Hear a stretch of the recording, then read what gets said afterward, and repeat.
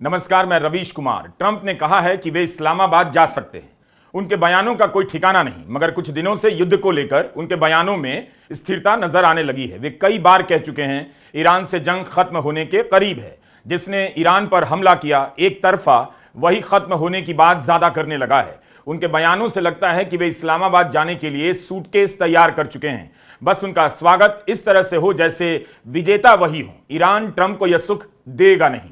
भविष्य में क्या होगा कोई नहीं जानता, मगर 28 फरवरी से 17 अप्रैल के बीच एक बार भी ईरान ने ट्रंप को मुकद्दर का सिकंदर गाने का चांस नहीं दिया। उल्टा ईरान ही गाए जा रहा है। मौत अपनी महबूबा है, साथ लेकर जाएगी। बात करनी है तो करो बात, जंग करनी है तो जंग करो। ईरान के मेन्यू में दोनों ही सब्जी है। जिस दिन ट्रंप का एयरफोर्स वन जेडी वांस के विमान की तरह रावलपिंडी के नूर खान एयरबेस पर उतरेगा, वह दिन काफी महत्वपूर्ण होगा।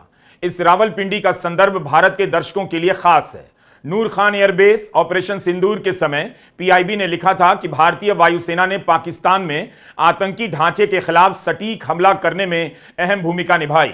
नूर खान एयरबेस और रहीम यार खान एयरबेस जैसे लक्ष्यों पर बेहद असरदार हवाई ऑपरेशन किए और आधिकारिक ब्रीफिंग के दौरान नुकसान के दृश्य साक्ष्य प्रस्तुत किए गए। उसी नूर खान एयरबेस पर जेडी वांस का विमान उतरा। शायद वहीं ट्रंप का भी एयरफोर्स वन उतर जाए।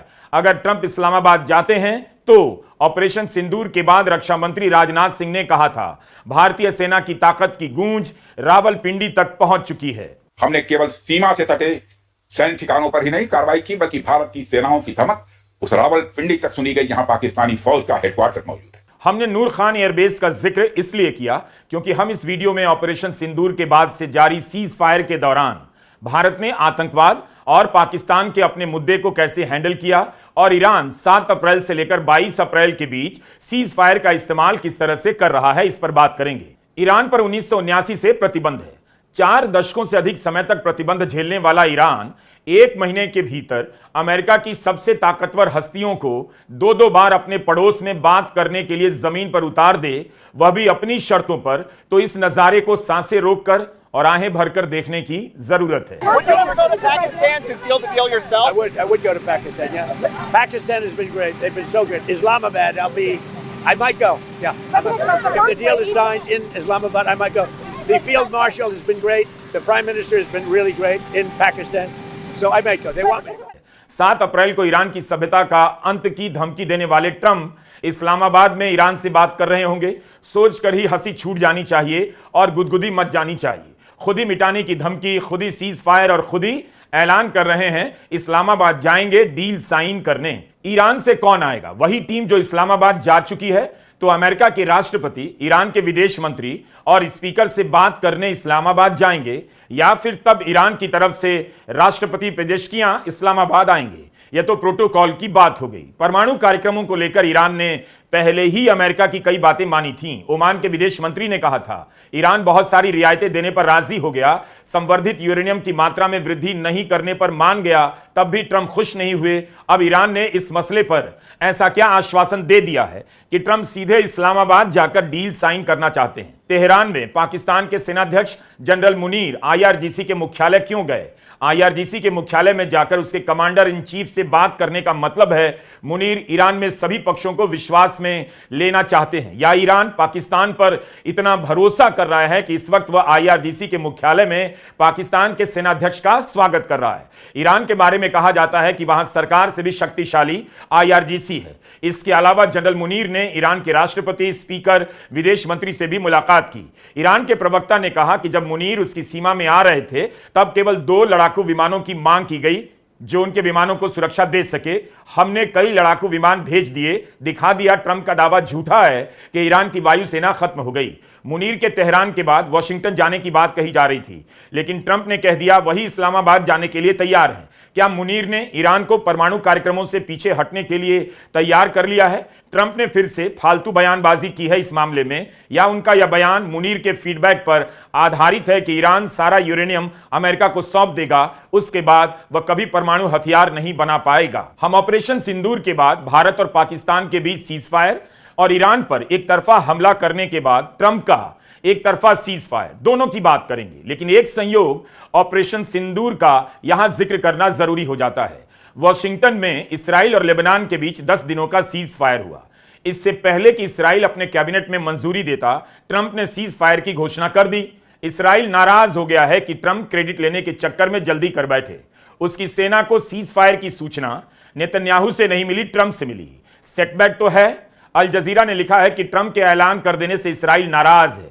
इसी तरह ट्रंप ने ऑपरेशन सिंदूर के समय प्रधानमंत्री नरेंद्र मोदी से पहले ही सीज फायर का ऐलान कर दिया था। भारत ने अपनी नाराजगी तो जताई भी नहीं कि ऑपरेशन सिंदूर के बाद सीज फायर का क्रेडिट ट्रंप क्यों लिए जा रहे हैं। इसराइल नाराजगी जता रहा है, कह रहा है कि यह सीज फायर ईरान के दबाव में हुआ है।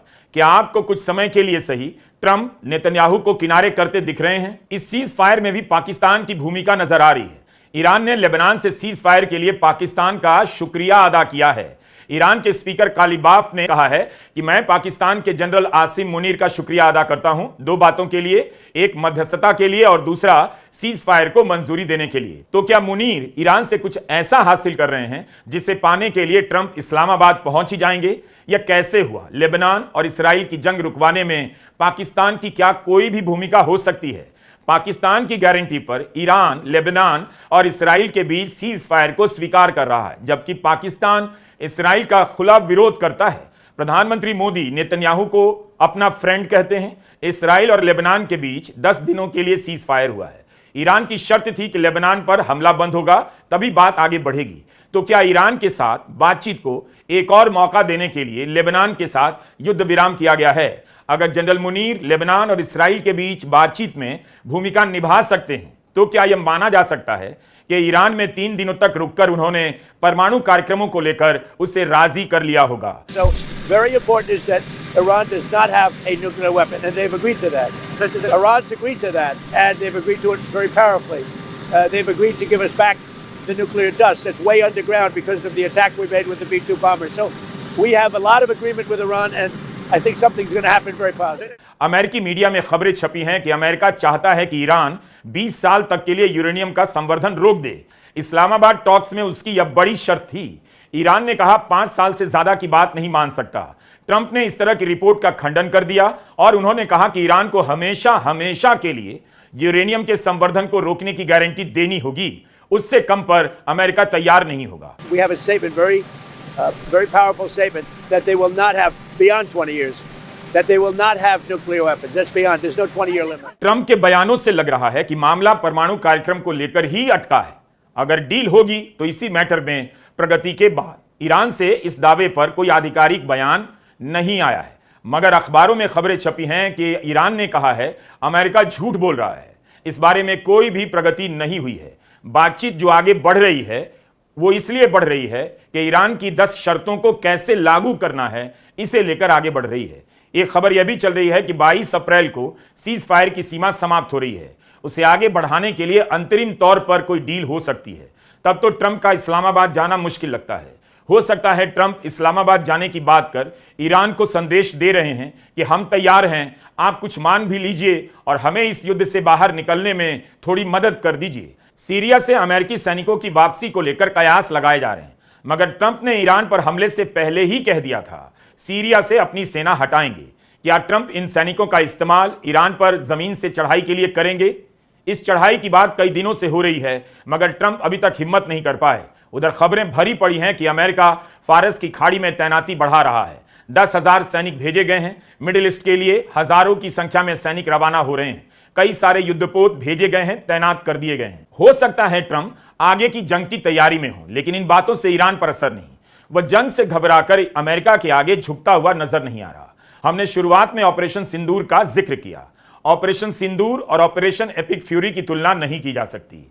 दोनों का स्केल काफी अलग है, मगर ऑपरेशन सिंदूर भले 88 घंटे ही चला, लेकिन इसमें दुनिया की 2 परमाणु शक्तियां आमने सामने तो थीं। जंग लंबी चलती तो इसका असर भी ईरान से कम नहीं होता। भारत ने जंग शुरू कर कैसे खत्म की, ईरान ने जंग शुरू नहीं की, लेकिन उसने जंग कैसे खत्म की, इसकी भी चर्चा जियोपॉलिटिक्स के किसी कोने में की जानी चाहिए। आज 17 अप्रैल है। 22 अप्रैल 2025 को पहलगाम में आतंकी हमला हुआ था।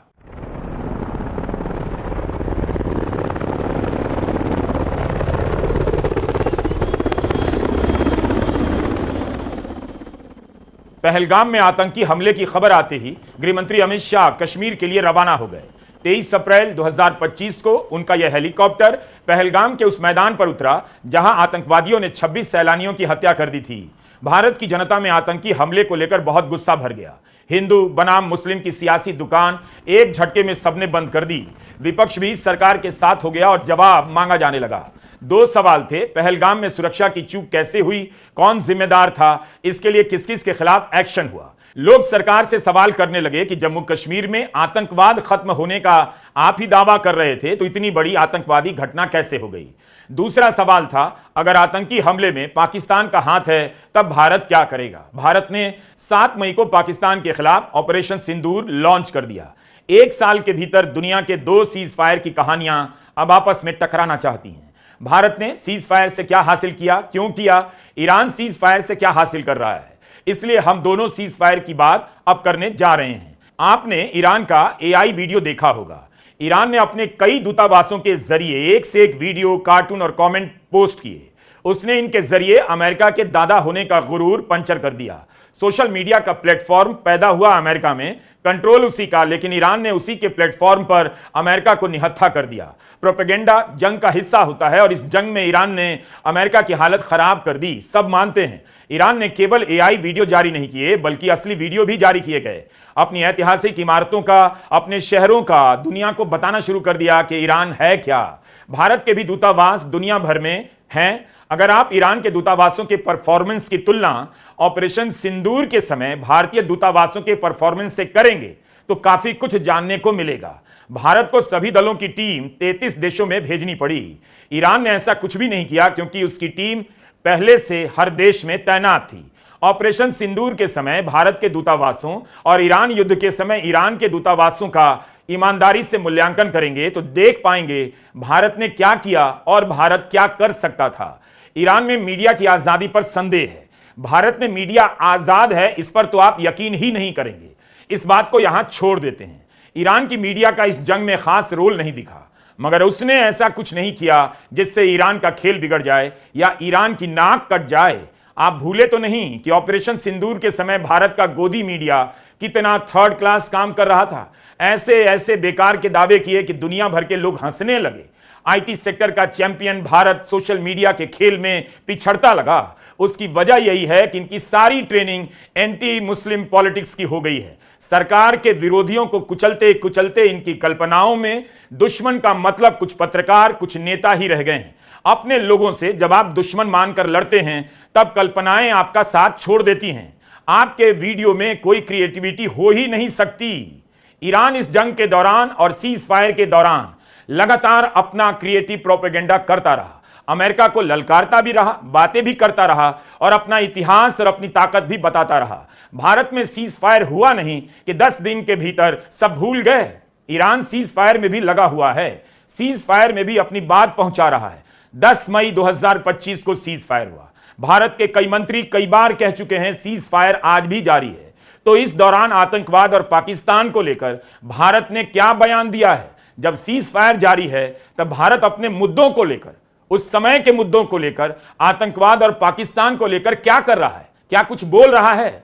इसीलिए स्वतंत्र पत्रकारों के YouTube चैनलों को टारगेट करने के लिए कानून में रास्ता खोजा जा रहा है। बात बात पर FIR करा दी जा रही है, कोर्ट से राहत तक नहीं मिलती। इसलिए कि हम लोग यह बात याद दिला देते हैं, ध्यान रहे अपनी कमजोरी सही समय पर देखना सीखिए, वरना दंगल में हार की लाज बचाने के लिए मंगल गीत गाने से आप विजेता नहीं बन जाते। ऑपरेशन सिंदूर के समय मोदी सरकार परसेप्शन की लड़ाई का बड़ा हिस्सा अपनी ही पब्लिक को समझाने भरमाने में खपाती रही।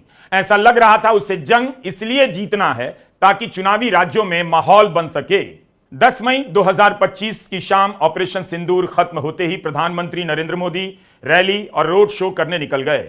22 अप्रैल को पहलगाम की घटना होती है। तब प्रधानमंत्री मोदी सऊदी अरब के दौरे पर थे।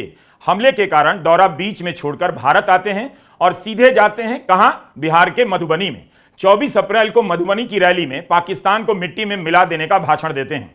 उसके बाद उनका फोटो आने लग जाता है कि इनके साथ बैठक हो रही है, उनके साथ बैठक हो रही है, युद्ध का माहौल बनने लगा। सीज फायर के बाद 8 से 10 दिनों के भीतर प्रधानमंत्री नरेंद्र मोदी 6 राज्यों का दौरा करते हैं, वहां रैलियां करते हैं, रोड शो करते हैं। ऑपरेशन सिंदूर की जीत का जश्न मनाना शुरू हो जाता है। पेट्रोल पंप पर पोस्टर लगा दिए जाते हैं और इन सब की धुंध में सारे सवाल गायब कर दिए जाते हैं। अभी भी सवाल पूछे जा रहे हैं कि जीत हुई या नहीं, क्या क्या हुआ, सीज फायर कैसे हो गया, ट्रंप बार बार दावा क्यों कर रहे हैं, भारत के विमानों को नुकसान पहुंचा या नहीं पहुंचा। दर्जनों सवाल कभी इस विदेशी अखबार में, कभी उस विदेशी पत्रिका में छपते रहते हैं, तो कभी डर डर के भारत के अखबारों में भी कुछ छप जाता है। लेकिन प्रधानमंत्री को रोड शो से मतलब था, रोड शो पर निकल गए। भारत जीत रहा था तो पीछे क्यों हटा, किन शर्तों पर हटा, किस तरह का आश्वासन उससे मिला? क्या आप इस सवाल का जवाब जानते हैं? अगर सरकार ने बताया होगा तो आप गूगल सर्च कर कमेंट में लिख सकते हैं। ऑपरेशन सिंदूर चल रहा था, 88 घंटे बाद अचानक खबर आती है सीज फायर हुआ। इसका ऐलान कौन करता है? भारत के प्रधानमंत्री नहीं, उनसे पहले ट्रंप 10 मई की शाम ट्रंप अमेरिका से ऐलान करते हैं सीज फायर हो गया। 10 मई को ट्रंप ने भारतीय समय के अनुसार शाम 5:25 पर जो ट्वीट किया उसे ध्यान में रखिए। ट्रंप के ऐलान करने के बाद प्रधानमंत्री का कोई बयान नहीं आता है। युद्ध विराम की घोषणा से कुछ घंटे पहले तक पीएमओ हाई लेवल मीटिंग की फोटो ट्वीट कर रहा था। 12 मई की रात 8 बजे प्रधानमंत्री नरेंद्र मोदी देश को संबोधित करते हैं। ट्रंप तो कितनी बार सीज फायर कराने का दावा करते रहते हैं, अब सबने गिनती भी छोड़ दी है। पर सोचना चाहिए कि उसी ट्रंप को ईरान से सीज फायर करने के लिए अपनी तरफ से ऐलान करना पड़ा, किसी से बात नहीं करनी पड़ी। ना ईरान ने ट्रंप का फोन उठाया। क्या ट्रंप ने 7 अप्रैल के सीज फायर के ऐलान से पहले ईरान में किसी से बात की थी? किसी से नहीं। यह ट्रंप का बयान है। ऑपरेशन सिंदूर के बाद सीज फायर की घोषणा करते हुए लिखते हैं, अमेरिका की तरफ से रात भर चली बातचीत के बाद मुझे यह बताते हुए खुशी हो रही है कि भारत और पाकिस्तान पूरी तरह से और तुरंत सीज फायर के लिए तैयार हो गए हैं। कॉमन सेंस और बुद्धिमत्ता के लिए दोनों देशों को बधाई। इस बात पर ध्यान देने के लिए आपका धन्यवाद। भारत ने पाकिस्तान के आतंकी ठिकानों पर हमला किया। 2 परमाणु शक्ति संपन्न देश आपस में लड़ रहे थे और केवल फोन पर बातचीत से सीज फायर हो गया। क्या आतंक के अड्डे खत्म करने का लक्ष्य पूरा हो गया है? क्या भारत ने अपनी जीत की कीमत वसूली, कोई हर्जाना मांगा जैसा ईरान कर रहा है? भारत और पाकिस्तान के बीच दुश्मनी हमेशा आंच पर तपती रहती है और उन दोनों के बीच सीज फायर ट्रंप ने केवल फोन से करा दिया। इतनी ही खबर आई कि उपराष्ट्रपति जेडी वांस ने प्रधानमंत्री नरेंद्र मोदी को फोन पर चेतावनी दी कि पाकिस्तान बड़ा हमला कर सकता है, मगर प्रधानमंत्री ने कहा इस बात की कोई चिंता नहीं। 1 साल पहले फोन से युद्ध रुकवाने वाले ट्रंप को ईरान से सीज फायर के लिए कितनी मेहनत करनी पड़ रही है। ईरान से फोन के बाद सीज फायर नहीं हुआ, ईरान तन गया तो ट्रंप को पीछे हटना पड़ा। इसलिए अभी जो हो रहा है उसके चश्मे से ऑपरेशन सिंदूर और ईरान के साथ सीज फायर को देखेंगे, काफी कुछ जानने को मिलेगा, क्योंकि अब आपके पास 1 साल के भीतर 2 सीज फायर हैं और दोनों को देखने का एक नया पैमाना है। पाकिस्तान के अलावा ईरान है। किसी भी युद्ध का क्या मकसद होता है? हमला किया और लौटा है। पिछले साल ट्रंप ने वह भी किया। अमेरिका ने जून 2025 में ईरान पर B-2 बॉम्बर से हमला किया, लेकिन 12 दिन बाद युद्ध रोक दिया। उसके बाद परमाणु कार्यक्रमों को लेकर ईरान से बातचीत भी हुई। चल ही रही थी कि अमेरिका ने दोबारा अपनी तरफ से 28 फरवरी को ईरान पर हमला कर दिया। अब ट्रंप उस ईरान से बातचीत करने इस्लामाबाद जाएंगे जिस पर आतंकवाद को बढ़ावा देने का आरोप लगाते हैं। भारत पाकिस्तान से बात नहीं करता क्योंकि उस पर आतंकवाद को पनाह देने का आरोप लगाता है। भारत की नीति को अमेरिका नकार रहा है, दुनिया नकार रही है। अमेरिका पाकिस्तान से बात कर रहा है और भारत अपनी इस नीति पर चुप है। सब इसी इंतजार में हैं कि कोई बड़ा मुद्दा आ जाए ताकि इन सब सवालों पर जनता को सोचने का मौका ना मिले। करते रहिए बिग इवेंट और बिग न्यूज का ड्रामा, लेकिन सवाल तब भी लौट आते हैं। बीच समंदर में फेंका हुआ सामान एक दिन साहिल पर लौट आता है। पाकिस्तान लगातार कूटनीतिक बढ़त हासिल कर रहा है। भारत की यही कोशिश थी कि पाकिस्तान को जगह ना मिले। सऊदी अरब, चीन, ईरान, अमेरिका सब पाकिस्तान पर भरोसा जता रहे हैं। अगर ऑपरेशन सिंदूर जारी है तो भारत आतंकवाद और पाकिस्तान के रिश्तों को लेकर बोल क्यों नहीं रहा? इतने चुनाव चल रहे हैं देश में, चुनावों में तो भाषण दिए ही जा सकते हैं। सवाल है इस पर चुप्पी क्यों है? इस बार के चुनावों में पाकिस्तान को लेकर बार बार भाषण क्यों नहीं हुए? पाकिस्तान के रोल पर भारत का क्या कहना है? आखिर भारत कुछ ना कहने वाला देश क्यों बनता जा रहा है?